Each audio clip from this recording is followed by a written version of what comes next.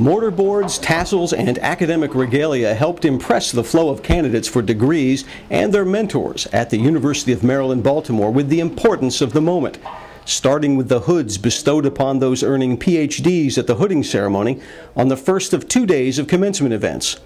For the people who will become future leaders, like nursing PhD recipient Mazen Al-Ghaziri, the pageantry helped to drive home the promise of the class of 2013. As Dr. Bruce Gerald, Dean of the Graduate School, told those receiving the highest degrees, their education opens many doors. At the convocations, the theme was oft repeated. You will have an impact on people's lives, School of Pharmacy Dean Natalie Eddington told the class about to get PharmD degrees. Graduates said they're ready, including Min Van Tran and class president Nushin Nazmabadi. Tran had gathered friends and family for 2 special occasions. Tomorrow is my big day, my wedding at Shrine of St. Jude. Yeah, and then after that, I would be starting with my teaching career at my former college, which is Montgomery College, and then have training in the hospital. I went for my rotations, so I can do both, like teaching and pharmacist. That's my dream. Well, I'm going to start working. I have a job right now lined up in a community setting, and I'm looking for the next best thing still, so I'm going to hopefully continue and get into the government and make some big changes, because that's what I'm about. While pharmacy celebrated at the Sheraton Baltimore City Center, the School of Social Work held its convocation at the Lyric, where Dean Richard Barth called attention to the helpmates of grads young and old.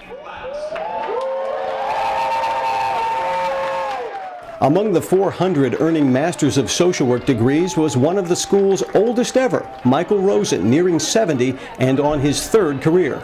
I actually retired from the real estate business in 2001 and umpired baseball full-time at the D1, D2 collegiate level and a minor league alternate.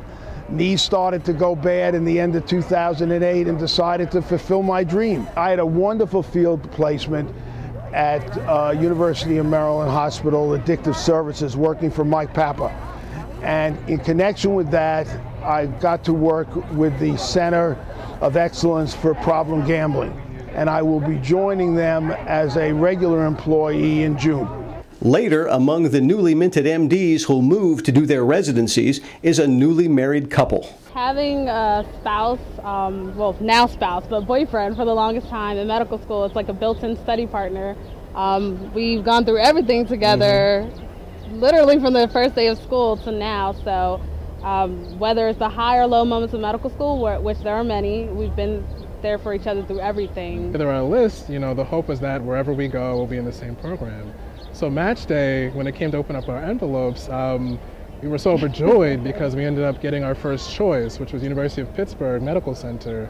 And I mean, it was kind of just everything coming together at that moment, you know, all that hard work coming together and us getting what we wanted. It really kind of brought us together even more.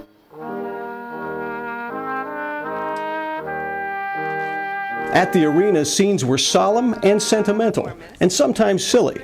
When it came time to award diplomas, UM Cary Law Dean Phoebe Haddon smiled at a babe in arms, and School of Dentistry Dean Christian Stoller got a chuckle over fake teeth and a real smile. And during commencement, the future leaders got sound advice from General Stanley McChrystal and University President Dr. J. Perman. We understand fully what we should do, but we rationalize because others aren't doing it, that it's fine that we don't either. We convince ourselves that the myriad of little things doesn't matter, because when our big moment arrives, we will stand tall. But on a daily basis, we fail to practice assuming responsibility, forgetting that doing what you know is right is a habit that must be created and nurtured. You'll walk out today with skills and options most of the world envies. Most of them came from your own hard work, but some were a gift that others have given. What you do is your choice.